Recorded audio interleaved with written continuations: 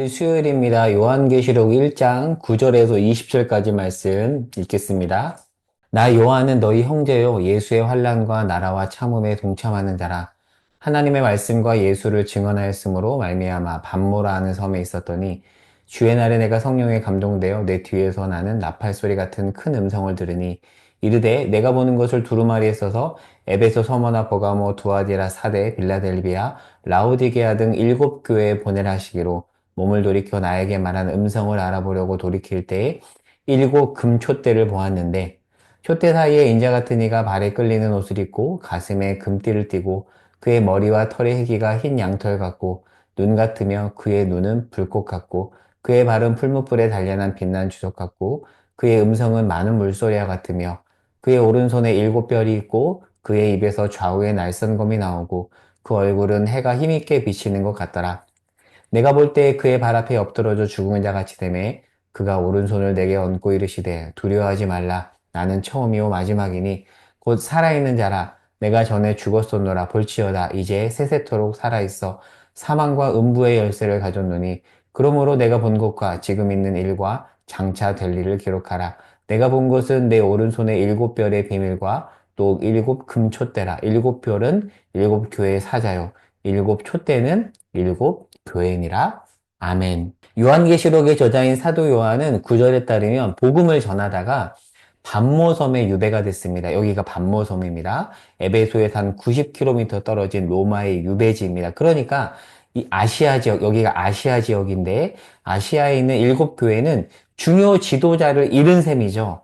환란기입니다. 이때 10절에 보면 주의 날은 주일이죠. 오늘날 우리가 예배드리는 주일입니다. 주일에 사도 요한이 성령의 감동이 되어서 나팔 소리와 같은 큰 음성으로 나타난 분으로부터 계시를 받습니다. 그리고 11절에 보면 그 계시를 써서 7교회에 쓰라고 이야기를 해요. 자, 이때 12절에 보니까 요한이 그 음성을 알아보려고 놀랐겠죠. 갑자기 음성이 들리니까 돌아서 딱 보니까 뭐가 보였냐면 7금촛대가 보인 겁니다.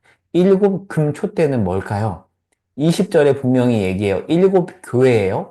그러니까 7교회를 뜻하는 7금촛대가 보인 겁니다. 그런데 13절에서 16절에 보면 7금촛대, 즉 환난당하는 7교회 사이에 한 분이 계시는데 그분은 누구냐? 인자 같은 이이고 말씀을 볼게요. 발에 끌리는 옷을 입고 가슴에 금띠를 띠고 머리와 털은 매우 하얗고 눈은 불꽃 같고 발은 풀무불에 단련한 빛난 주석 같고 음성은 많은 물소리 같으며 오른손에는 7별이 있으며 입에서는 검이 나오고 얼굴은 해처럼 빛난대요. 제가 GPT한테 문의를 해서 이렇게 그린 건데요. 완벽하게는 안 그렸어요. 왜냐하면 옷이 발에 끌려야 되는데 이게 대제사장의 복장이거든요. 근데 그거까지는 제가 계속 수정 요청을 해도 못 그리더라고요. 근데 대략 이렇게 그릴 수가 있습니다. 눈에 선명하게 와닿죠? 아까 제가 잠깐 설명했는데요. 7금촛대와 7별은 자기 마음대로 해석하면 안 됩니다. 이단들이 여기다 갖다 붙이거든요. 이혈령, 비혈령. 코에 걸면 코걸이, 귀에 걸면 귀걸이. 그렇게 하면 안 되고요. 성경이 분명히 말합니다. 20절에서. 7별은 7교회의 사자이고요. 7금촛대는 7교회입니다. 이 7금촛대, 7교회 사이에 지금 인자 같은 이가 있고요. 이분의 오른손에는 7별이 있습니다. 7교회의 사자가 있는 것이죠. 그러니까 지금 사도 요한의 7금촛대, 즉 환난당하는 교회 사이에 계신 이 분의 환상을 본 겁니다. 자, 이 모습을 보다 17절에 사도 요한이 엎드려져 죽은 자 같이 됩니다. 영광에 압도된 것이죠. 그분이 오른손을 요한에게 얹고 뭐라고 말씀하시죠? 두려워하지 말아라. 나는 처음이요 마지막이다. 어제도 살펴봤죠? 어제 말씀에서도 주께서 말씀하셨잖아요. 나는 알파와 오메가다. 내가 처음이자 마지막이다. 무엇을 의미할까요? 너희 환난 당하고 있는데 그 환난 반드시 끝난다. 내가 끝을 낸다. 영원할 것 같지 아니다라고 말씀하고 있고요. 그리고 나는 죽었으나 살아있는 존재이다. 죽은 것처럼 보이니까 아무 힘이 없는 것처럼 보이지만 실상은 살아있는 자래요. 그러면서 뭐라고 말씀하시죠? 사망과 음부의 열쇠, 모든 키, 열쇠를 내가 가지고 있으니 로마가 열쇠를 가지고 있는 것이 아니라 로마 황제가 열쇠를 가지고 있는 것이 아니라 내가 가지고 있으니 내가 지금 말하는 계시를 받아 적어서 그 계시를 일곱 교회에 전하라고 말씀을 하고 있어요. 자, 조금 더 볼게요. 어제 살펴본 것처럼 이 당시 교회는 황제 숭배를 강요한 도미티안 황제의 극심한 박해기 가운데 있었습니다. 재산도 몰수당하고요. 순교를 당하고 말할 수 없는 핍박기를 겪었습니다. 로마 시대 유대교는 합법적인 종교였지만 그러나 기독교는 박해기에 합법적인 종교로 인정받지 못했습니다.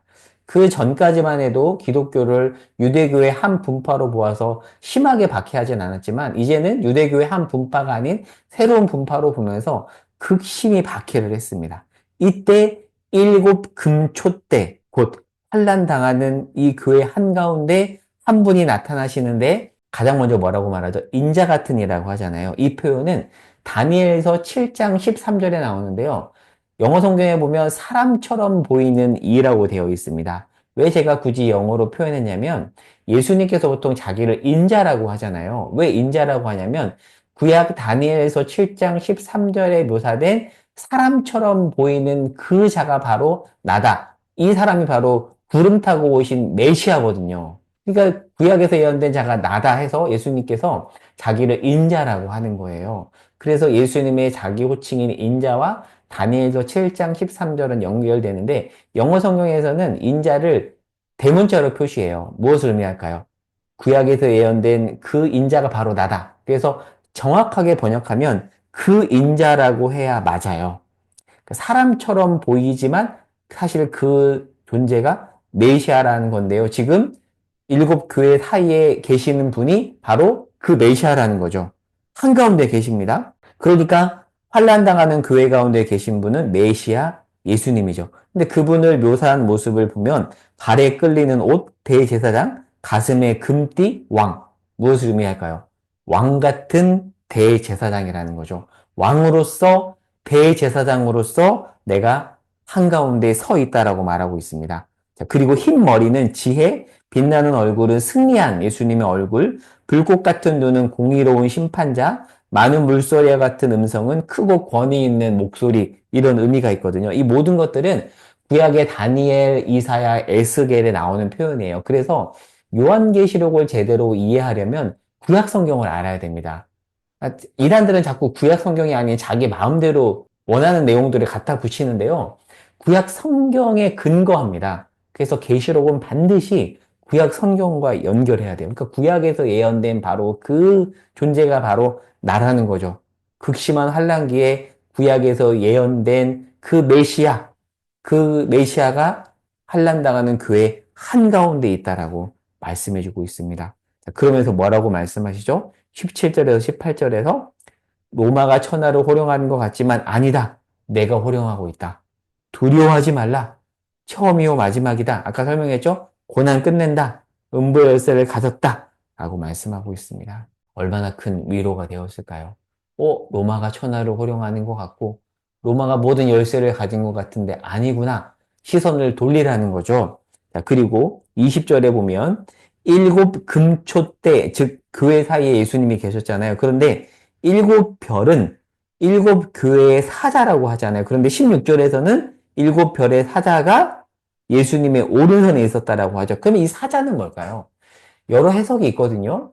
천사다, 뭐 이런 표현도 있고요. 메신저다라는 그런 해석도 있는데 저는 이렇게 생각합니다. 물론 이거 개인적인 생각이 아니라 여러 주석이나 권위 있는 학자들의 의견을 종합한 건데요. 일곱 교회 공동체를 대표하는 존재, 즉 증인들입니다.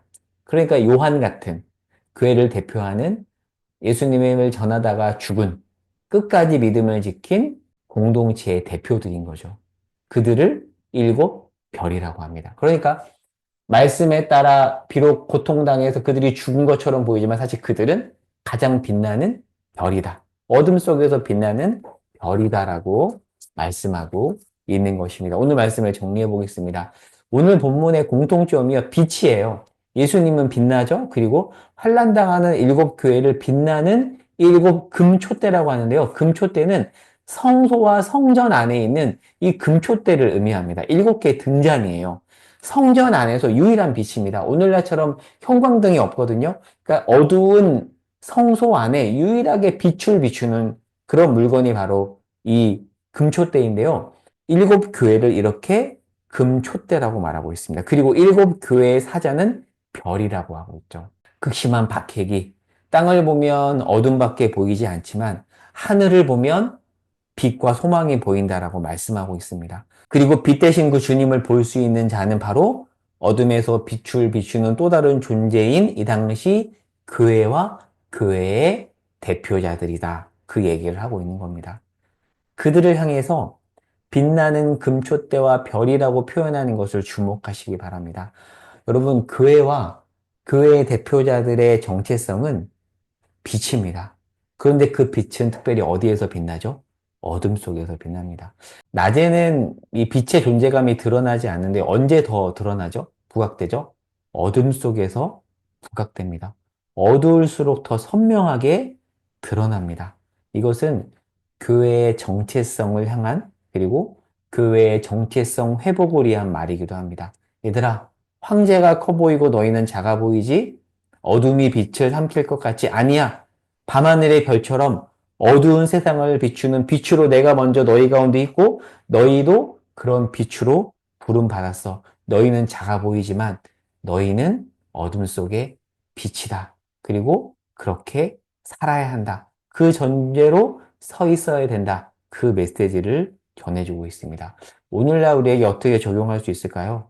여러분, 우리와 이 시대의 교회는 별, 금촛대로 부름받았습니다. 저는 이 말씀을 준비하면서 이런 기도를 했어요. 하나님, 우리 작은 시심교회가 이 시대의 작은 별이 되게 하여 주시옵소서. 별은 캄캄한 밤길을 안내하는 존재잖아요. 그래서 저는 어두울수록 더욱더 교회는 교회다워야 한다라고 생각해요.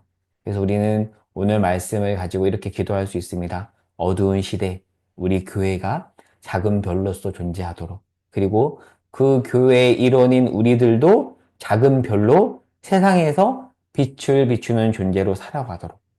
이것을 위해서 오늘 말씀을 토대로 우리는 기도할 수가 있을 것입니다. 우리가 어떤 존재로 부름받았는지 오늘 말씀을 통해서 확인할 수 있기를 바랍니다. 오늘 설교 제목이기도 하죠.